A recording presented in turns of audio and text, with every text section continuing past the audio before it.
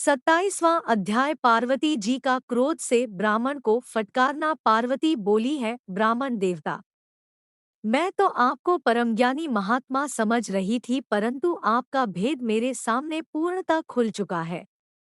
आपने शिवजी के विषय में मुझे जो कुछ भी बताया है वह मुझे पहले से ही ज्ञात है, पर यह सब बातें सर्वथा झूठ है। इनमें सत्य कुछ भी नहीं है।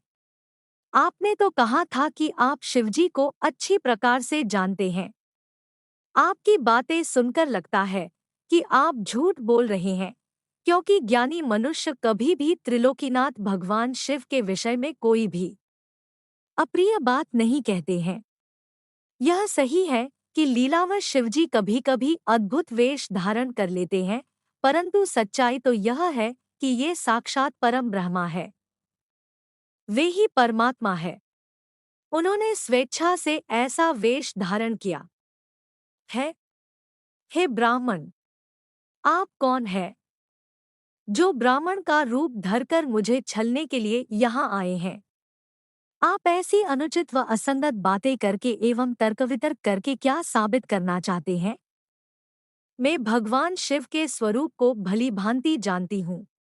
वास्तव में शिवजी निर्गुण ब्रह्मा है। समस्त गुण ही जिनका स्वरूप हो, भला उनकी जाति कैसे हो सकती है?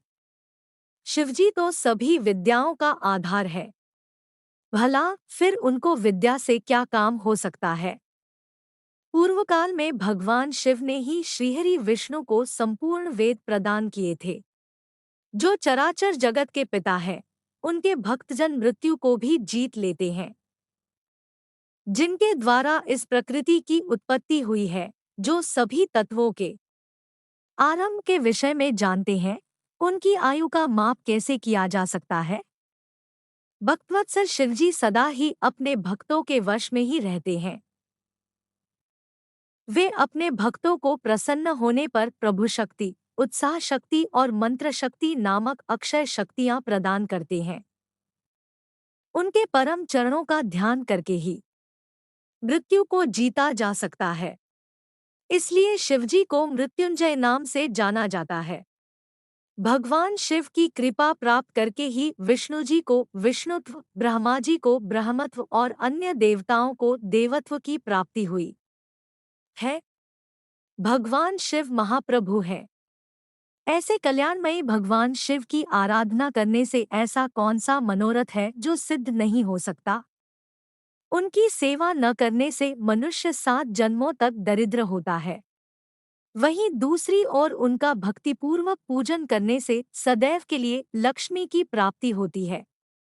भगवान शिव के समक्ष 8 सिद्धियां सिर झुकाकर इसलिए नृत्य करती हैं कि भगवान उनसे सदा संतुष्ट रहें।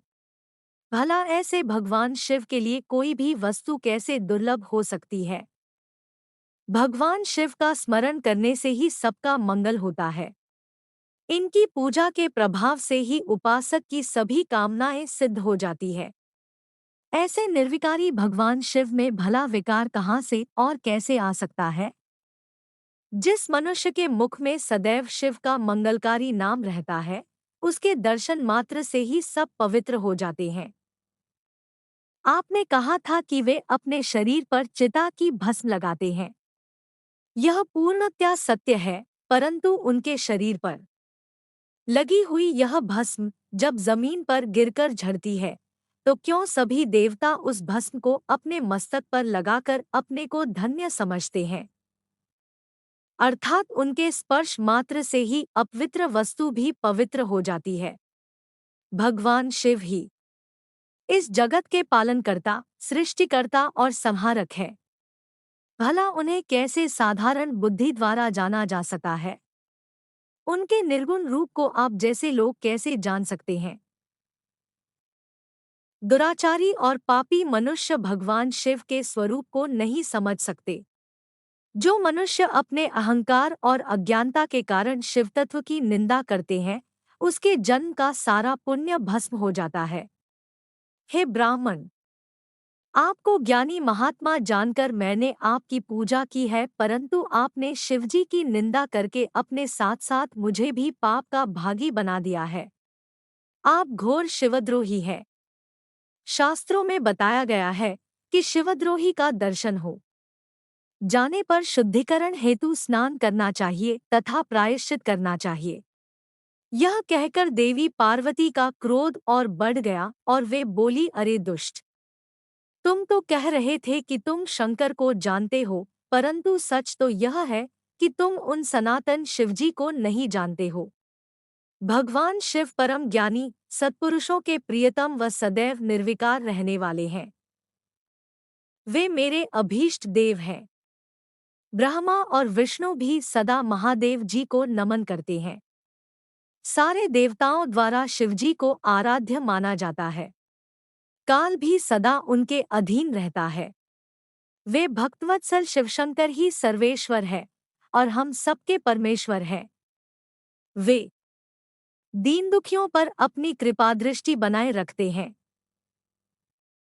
उन्हीं महादेव जी को पति के रूप में प्राप्त करने हेतु ही मैं शुद्ध हृदय से इस वन में घोर तपस्या कर रही हूँ कि वे मुझे अपनी कृपा दृष्टि से कृतार्थ कर मेरे मन की इच्छा पूरी करें। ऐसा कहकर देवी पार्वती चुप हो गई और निर्विकार होकर पुनः शांत मन से शिवजी का ध्यान करने लगी। उनकी बातों को सुन ब्राह्मण देवता ने जैसे ही कुछ कहना चाहा, पार्वती ने मुंह फेर लिया और अपनी सखी विजया से बोली, सखी, इस अथम ब्राह्मण को रोको। यह बहुत देर से मेरे आराध्य प्रभु शिव की निंदा कर रहा है। अब पुनः उनके ही विषय में कुछ बुराभला कहना चाहता है। शिव निंदा करने वाले के साथ साथ शिव निंदा सुनने वाला भी पाप का भागी बन जाता है। अतः भगवान शिव के उपासकों को शिव निंदा करने वाले का वध कर देना चाहिए। यदि शिवनिंदा करने वाला कोई ब्राह्मण हो तो उसका त्याग कर देना चाहिए तथा उस स्थान से दूर चले जाना चाहिए। यह दुष्ट ब्राह्मण है, अतः हम इसका वध नहीं कर सकते, इसलिए हमें इसका तुरंत त्याग कर देना चाहिए। हमें इसका मुंह भी नहीं देखना चाहिए।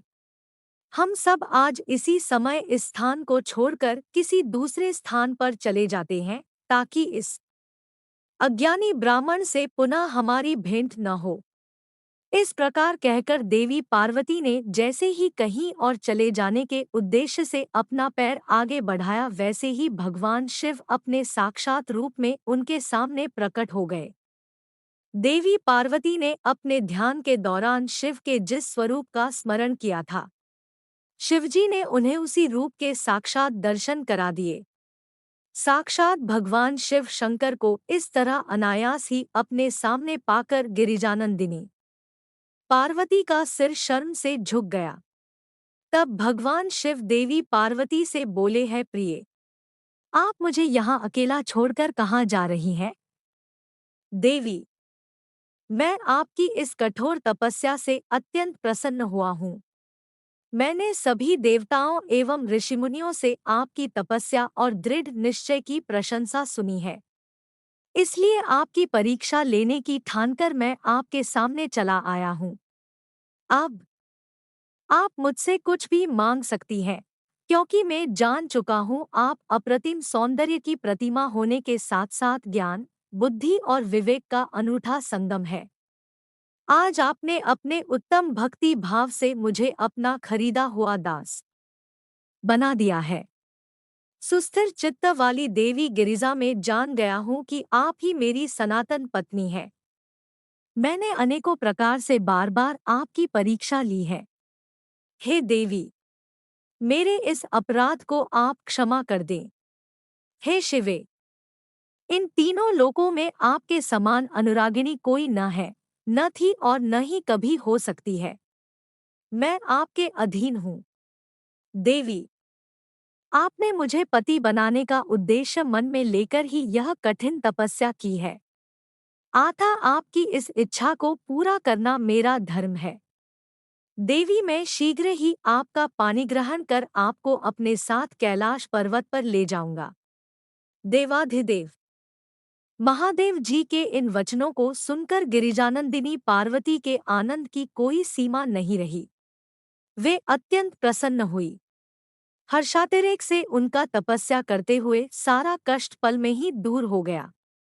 उनकी सारी थकावट तुरंत ही दूर हो गई। पार्वती अपनी तपस्या की सफलता और त्रिलोकीनाथ भक्तवत्सल महादेव जी के साक्षात दर्शन पाकर कृतार्थ हो गई और उनके सभी दुख क्लेश पल भर में ही दूर हो गए।